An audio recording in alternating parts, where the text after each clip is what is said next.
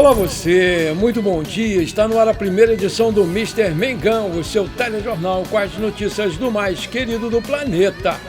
Flamengo chega a 10 pontos perdidos contra times da parte de baixo da tabela do Brasileiro. Flamengo aposta em volta de Ortiz e recuperação física e emocional para o jogo mais importante do ano. Exclusivo, Flamengo quer mesmo vender o De La Cruz. Flamengo terá rival no Brasileirão na briga por contratação de atacante. Essas e outras você confere agora. Fica comigo até o final, porque aqui tem muito mais Flamengo para você. Após vitórias consecutivas contra o rival Botafogo e o líder Palmeiras, o Flamengo foi derrotado pelo vice-lanterna Fortaleza no sábado e chegou a 10 pontos perdidos contra adversários que figuram na segunda página da classificação da Série A. A derrota foi classificada como dolorosa pelo técnico Felipe Luiz e pelos jogadores, que admitiram o desempenho ruim do Flamengo na Arena Castelão, e o prejuízo foi menor porque o Palmeiras não passou de um empate contra o Cruzeiro ontem à noite no Allianz Parque, sempre recebendo aquela ajuda da arbitragem. Uma derrota pesada, a gente não esperava por isso. Trabalhamos para sair com o resultado positivo e não conseguimos. Não surpreende, porque todas as equipes que jogam contra o Flamengo parece que jogam sempre o melhor futebol do ano. E a gente tem que estar preparado para superar esses obstáculos, destacou lá o volante Jorginho em Fortaleza. Não é a primeira vez que o Flamengo deixa pelo caminho pontos importantíssimos contra times que vivem pior momento na competição. Pontos perdidos para times da parte de baixo da tabela. A produção coloca aí. O Flamengo perdeu para o Santos por 1-0, que era o 16º colocado na 14ª rodada. Empatou com o Grêmio aqui no Maracanã em 1-1, que era o 14º colocado na 22ª rodada. Empatou com o Vasco em 1-1 aqui no Maracanã, onde o Vasco era o 15º colocado na 24ª rodada.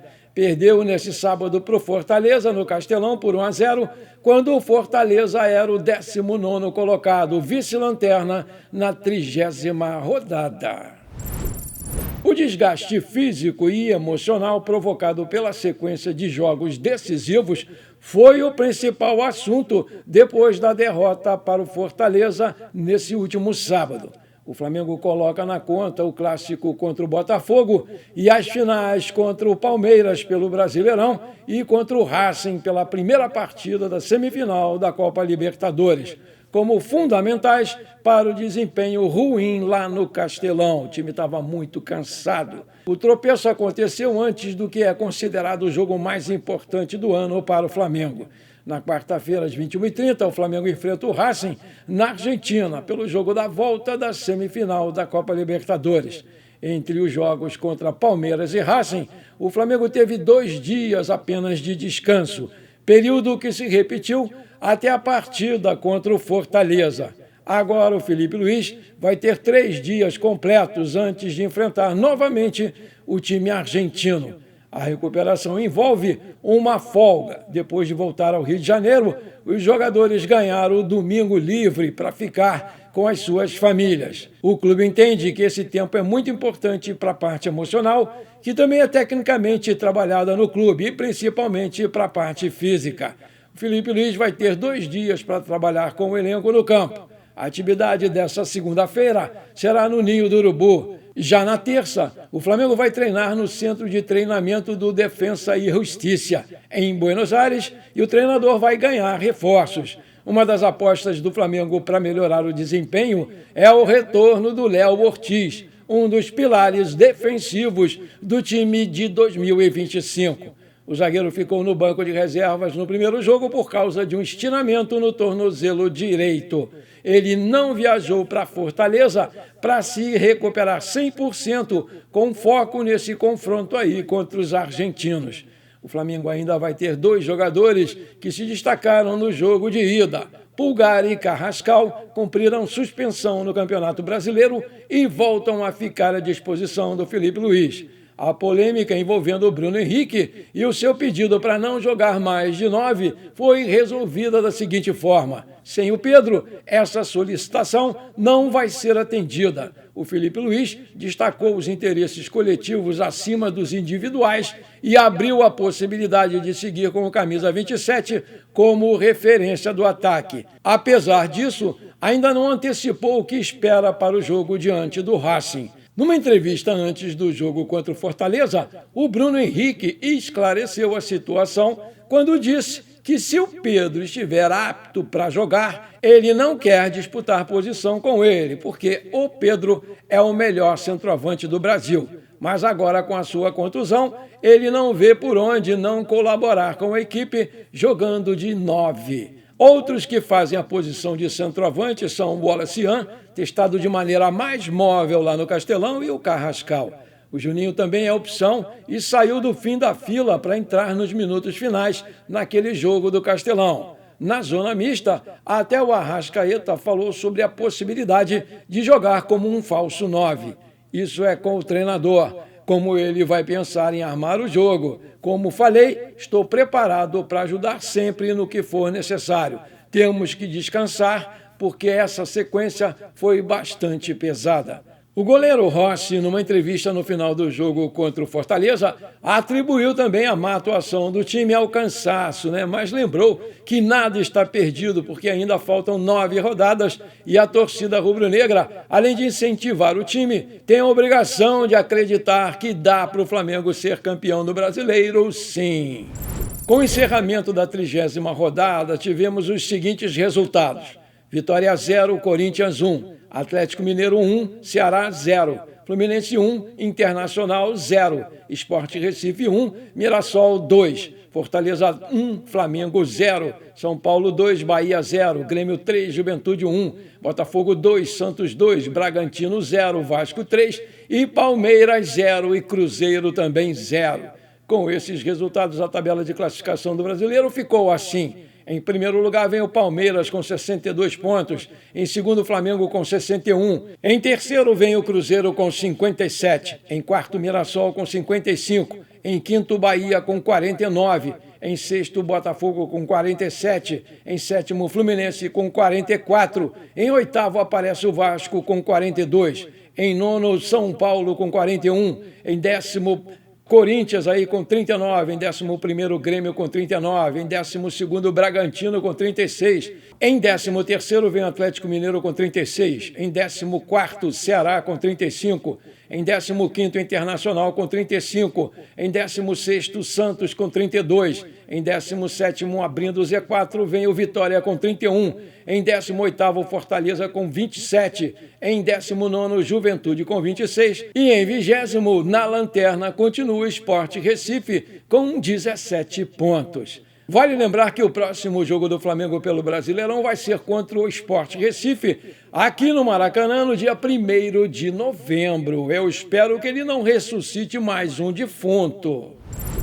Maravilha! Se você está curtindo esse programa, então não esquece, manda abraço agora no like para fortalecer o nosso canal. E se você ainda não é inscrito, bora lá, me dá esse prazer, me dá essa moral. Aperta o botão inscrever-se, aperta o sininho ali e dá uma hypada no vídeo, porque isso é muito importante. Valeu, muito obrigado!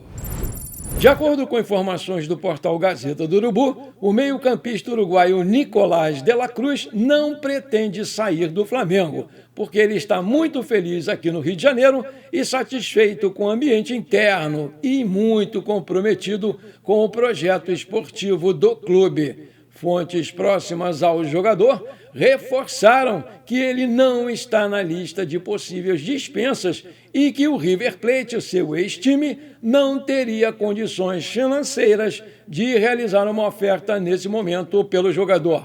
Assim, qualquer possibilidade de volta ao futebol argentino é considerada muito improvável no cenário atual. Nos últimos dias surgiram rumores de que o nome do De la Cruz poderia ser cogitado para deixar o elenco, em meio às especulações sobre possíveis reforços estrangeiros indicados pelo empresário do Arrascaeta. No entanto, O elenco rubro-negro mantém um limite de 9 jogadores estrangeiros, todos atualmente regularizados e disponíveis para jogar pela equipe do Mengão. O goleiro Rossi, por sua vez, busca aí a sua cidadania brasileira, movimento que abriria uma nova vaga para estrangeiros, caso concretizado. Apesar disso, nenhuma mudança deve afetar a situação do De La Cruz, que segue como peça importante no elenco do Felipe Luiz. O De La Cruz, por sua vez, vive uma fase muito ruim física e quase não vem jogando pelo Flamengo, mesmo tendo um dos maiores salários do elenco, R$1,5 milhão por mês, e que custou quase R$100 milhões à vista aos cofres do clube. Mas ele está se dedicando ao máximo na sua recuperação física e promete muito para a torcida rubro-negra, que vai voltar em grande estilo, com grandes atuações que o qualificaram para vir jogar aqui no Flamengo, bem como vai voltar à seleção do seu país para disputar mais uma Copa do Mundo. Aí eu te pergunto, você acredita mesmo que o De La Cruz possa dar a volta por cima e voltar a brilhar aqui no Flamengo? Coloca aí que eu quero saber. A diretoria do Flamengo vem trabalhando para reforçar o elenco antes da próxima janela de transferências. E o Anderson Talisca voltou ao radar do clube. A intenção do José Botto é de se antecipar ao mercado para garantir nomes importantes e sem enfrentar fortes concorrências. Mas o Flamengo pode ter ganho aí um rival na briga pela contratação do atacante. O Corinthians iniciou movimentações nos bastidores para tentar a contratação do Anderson Talisca. Olha aí, time quebrado querendo contratar. Cadê o fair play financeiro, CBF? A diretoria alvinegra mira a temporada de 2026, quando o Meia vai poder assinar um pré-contrato com qualquer outro clube, já que o vínculo dele com os turcos termina em junho de 2026.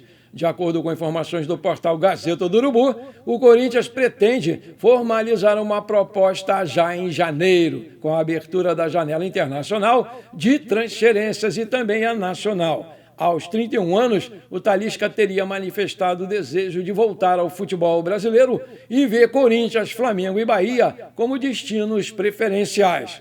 O jogador foi revelado pelo Bahia e é torcedor declarado do Corinthians. Olha aí, apesar das conhecidas dificuldades financeiras e da punição da FIFA, que impede o registro de novos atletas, o clube paulista trabalha para regularizar a sua situação e planeja reforçar o elenco comandado pelo Dorival Júnior. Em 2025, o Corinthians fez apenas 2 contratações, a Angileri e o Vitinho, ex-Flamengo, e a chegada do Talisca seria vista como um reforço de peso para uma equipe que sonha disputar a Copa Libertadores de 2026.